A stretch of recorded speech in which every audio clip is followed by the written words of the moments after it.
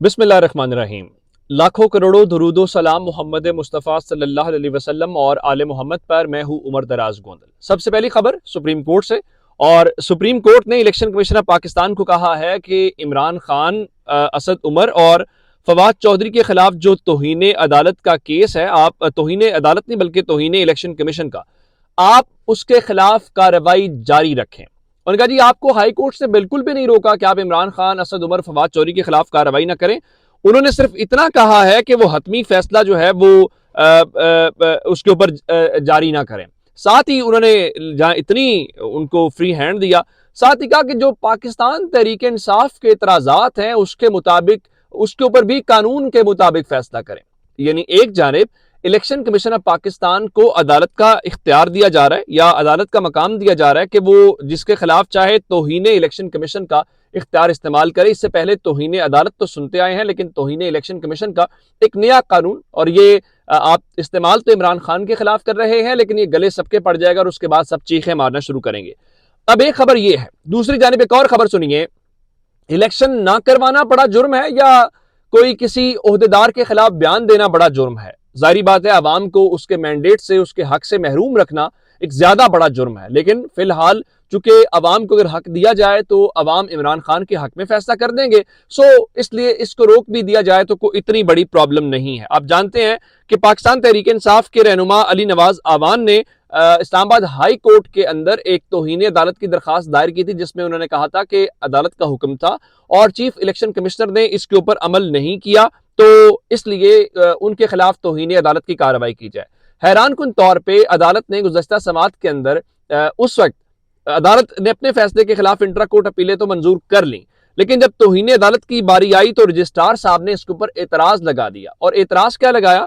ये फरमाया कि आईनी ओहदा रखने वाले चीफ इलेक्शन कमिश्नर और मेंबरान के खिलाफ तौहीन अदालत की दरखास्त कैसे दायर हो सकती है, और उन्होंने बाकायदा तौर पे इसके ऊपर एतराज लगा दिया है, जिसका मतलब बहुत वाज़ेह है कि इमरान जो चीफ इलेक्शन कमिश्नर है उन्होंने जो भी किया है वो बिल्कुल एन कानून के मुताबिक किया है। इसका मतलब है कि इस्लामाबाद हाई कोर्ट भी नहीं चाहती और मुकम्मल तौर पे और उसकी वजह क्या है, तो उसमें आपको समझना यह है कि इमरान खान चूंकि एस्टैब्लिशमेंट को ललकार रहे हैं, तो इमरान खान के बारे में बाकायदा ये कहा जा रहा है कि आप के खिलाफ तौहीन इलेक्शन कमीशन की जो समात है वो की जाए।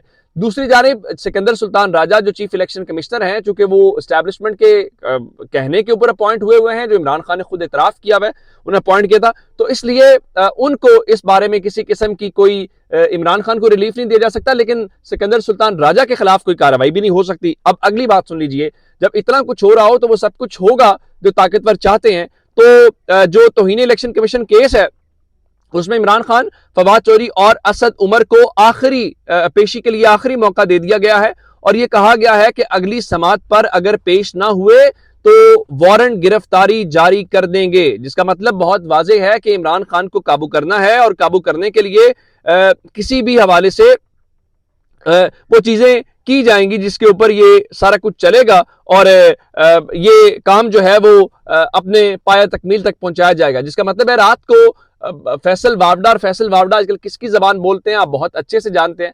फैसल वावडा रात को कामरान शाहिद के प्रोग्राम में बैठे थे, उन्होंने कहा जी इमरान खान डिस्क्वालीफाई हो जाएंगे, इमरान खान नाअहल हो जाएंगे। उन्होंने पूछा जी किस किस केस में हो जाएंगे, तो उन्होंने सारे वो नाम लिए, और उसका मतलब बहुत वाज़ेह और सादा था कि तमाम ग्राउंड बनाया जा रहा है और इलेक्शन कमीशन उसके अंदर पॉजिटिव रोल उनके हक में प्ले करता हुआ नजर आ रहा है। अब एक खबर और सुन लीजिए। आप जानते हैं कि चीफ इलेक्शन आजाद कश्मीर के जो वजीर आजम है सरदार तनवीर इलियास, उन्होंने थोड़ा अर्सा पहले शहबाज शरीफ की शान में गुस्ताखी कर दी। शहबाज शरीफ वहां पे गए और उन्होंने अपनी रियासत का वहां पे मुकदमा रखा, खड़े हो गए, जिसके ऊपर बहुत सख्ती से रद्दमल दिया गया हुकूमत की जानिब से। तो अब खबर यह है कि वहां पे भी तहरीक इंसाफ की हुकूमत खत्म करने के लिए तन मन धन और सर धड़ की बाजी लगाई जा रही है, और फैसला ये हुआ है कि उनके खिलाफ बाकायदा तौर पे तहरीक अदम एतमाद जमा करवाई जाएगी।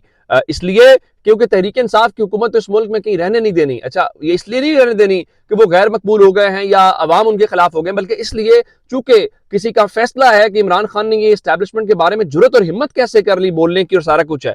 और दूसरी जानिब पंजाब की सिचुएशन ये है कि आज नवाज शरीफ ने पंजाब और लाहौर के पार्टी रहनुमाओं को फोन किए हैं اور پرویز الہی کے حوالے سے جو اعتماد کے ووٹ کے بارے میں نون لیگ کی حکمت عملی ہے اس کے اوپر انہوں نے پوچھا ہے کہ آپ لوگوں کے پاس پلان کیا ہے۔ اب ان کا پلان کتنا ہے کہ اسپیکر اور ڈپٹی اسپیکر کے خلاف جو جمع ہو چکی تھی ایک تحریک عدم اعتماد، وہ نون لیگ نے واپس لے لی ہوئی ہے، جس سے آپ کو اندازہ ہوگا کہ ان کی جیب میں کارڈز کتنے ہیں۔ لیکن ظاہری بات ہے انہوں نے اپنے کارڈز کے اوپر نہیں چلنا، ان کی جو طاقت ہے وہ کوئی اور چیز ہے، اور وہ جو طاقت وہاں سے آ رہی ہے اس طاقت کی بنیاد کے اوپر یہ سارا کچھ ہو رہا ہے، یہ چیزیں ہوتی ہوئی نظر آ رہی ہے۔ اچھا، میں نے آپ کو کچھ خبریں اور دینی ہے، چونکہ آج کل یہ کہا گیا ہے کہ معیشت جو ہے اس کے اوپر اگر آپ بات کریں گے تو یہ بہت بڑا جرم ہوگا۔ بالکل ایسے ہی ہے، دسمبر میں مہنگائی کی سالانہ شرح حکومت کے اپنے تخمینوں سے زیادہ رہی ہے۔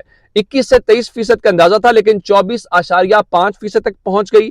دیہی علاقوں میں اور بھی زیادہ مہنگائی 28.76% تک پہنچ گئی، جبکہ خوراک 32% مہنگی ہوئی۔ ٹرانسپورٹ کے کرائے 55% تک بڑھ گئے۔ کوئی اتنی بڑی بات نہیں ہے۔ آج پولٹری ایسوسی ایشن نے باقاعدہ ایک اخبار کے اندر اشتہار جاری کیا ہے جس میں انہوں نے لکھا ہے وزیر اعظم کے جناب عالی ہم تباہ ہو چکے ہیں۔ آج لاہور میں مرغی کی گوشت کی قیمت 520 روپے فی کلو ہے، جبکہ 1 نومبر 2022 کو یہی قیمت 358 روپے فی کلو ہے۔ مہنگائی کے اس دور میں پاکستانی عوام پر 142 کروڑ روپے روزانہ کا اضافی بوجھ لاد دیا گیا ہے، اور اس کی وجہ کیا ہے؟ اس کی وجہ یہ ہے کہ پولٹری سویا بین کے لیے استعمال ہوتی ہے، اور اس کے لیے اس کو کنٹینرز کلیئر نہیں کیے جا رہے۔ ساتھ انہوں نے کہا کہ ملکی صنعت کی اس تباہی کو نہ روکا گیا تو ہم 5 جنوری 2023 بروز جمعرات کو ٹھوکر نیاز بیگ کے اوپر احتجاج کریں گے۔ لیکن کوئی اتنی بڑی بات نہیں ہے۔ اب یہ جو 1 مہینے کے اندر یا 2 مہینوں کے اندر پرائسز اوپر گئی ہیں، وہ کہہ رہے ہیں جی ہم ڈالرز اکٹھے کریں گے۔ ڈالرز کیسے اکٹھے کریں گے؟ ملک بوستان یہ کہہ رہے ہیں کہ اب جو ایکسچینج ایسوسی ایشن ہے وہ انہوں نے ملے ہیں وزیر خزانہ سے، اور انہوں نے کہا جی وہ اوورسیز پاکستانیوں سے ڈالرز اکٹھے کریں گے وفاقی حکومت کے لیے۔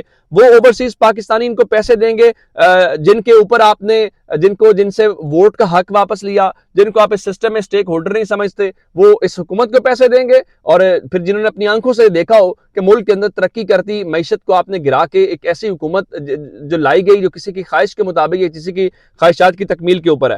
اچھا، اب ایک خبر اور ہے عمران خان کے متعلق، چونکہ کل ساری خبریں چلائی گئی اور کہا گیا جی عمران خان کو وہ گولی نہیں لگی، جی گولی کے ٹکڑے لگے۔ اب یہ دنیا میں پہلی بار پتہ چلا ہے کہ گولی الگ چیز ہوتی ہے اور گولی کا ٹکڑا ایک الگ چیز ہوتا ہے۔